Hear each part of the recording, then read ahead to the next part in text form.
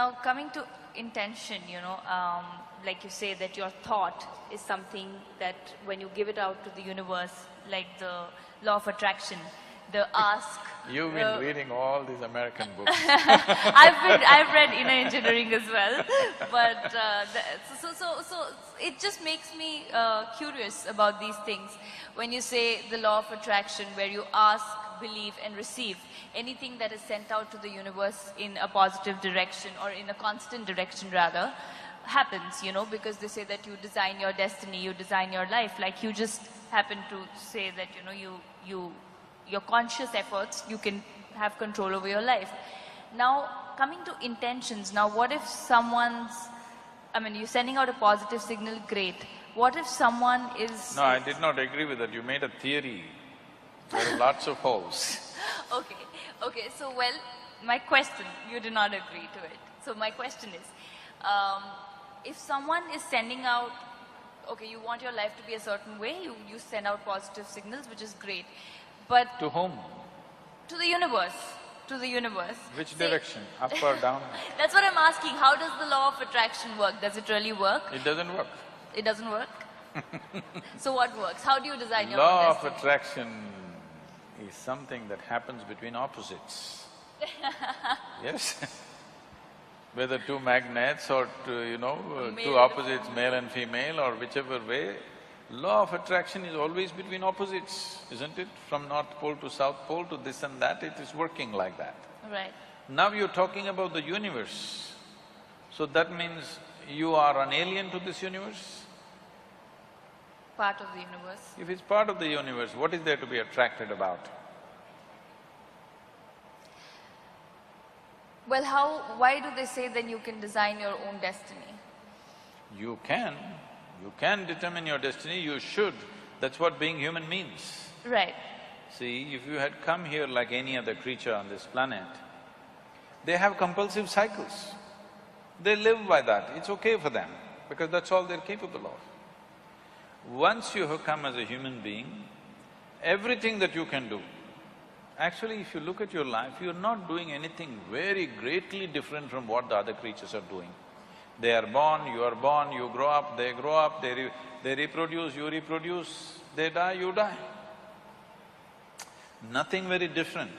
But these same simple things, we can conduct them consciously.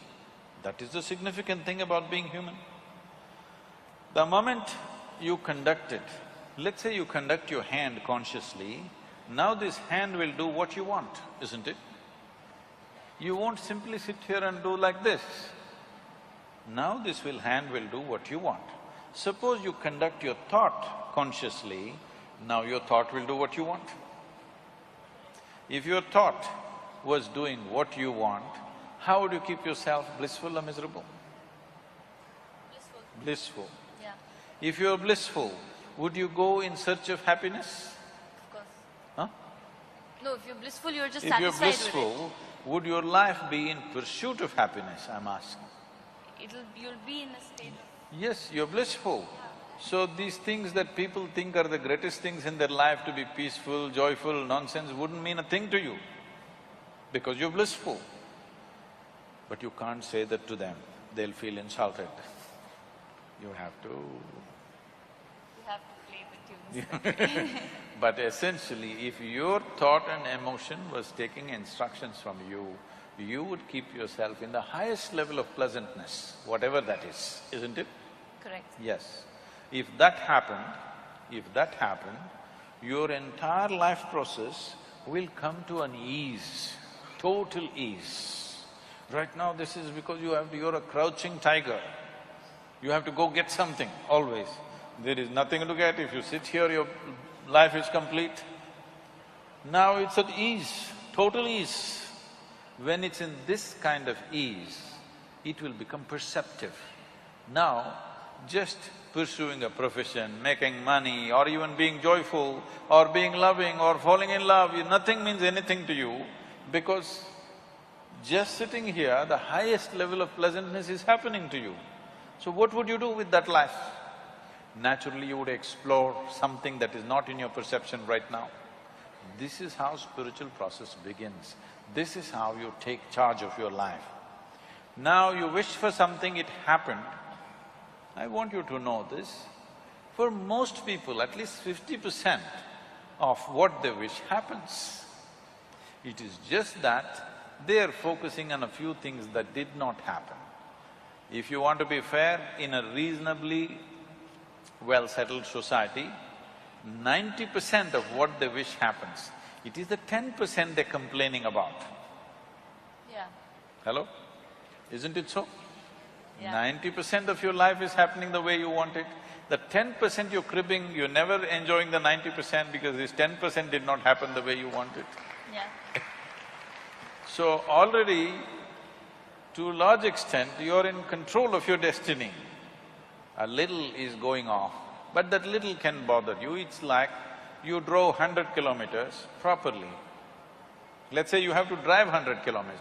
90 kilometers you went properly where you want to go. At the 91st kilometer you crashed. Still it's not good, isn't it? Yeah. So that's why they're complaining. I'm not saying they're complaining for nothing. Because at 90 kilometers everything went well, just before reaching something crashed. So they still suffer for that. Now, right now this is because situations are happening around us. Not all situations will ever happen the way we want it. Because situation is not just me. Situation is so many people involved, so many forces involved. All of them need not happen my way. But if I'm happening my way, I'm blissful, okay? Whether the golf ball flies straight or goes into the mountains, I'm still blissful. Right. As long as you're playing golf.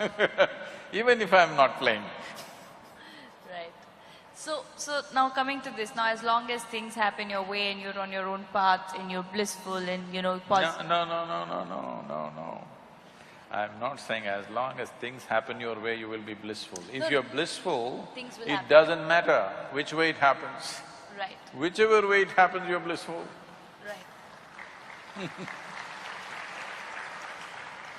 See, this is essentially, the world has put cart before the horse.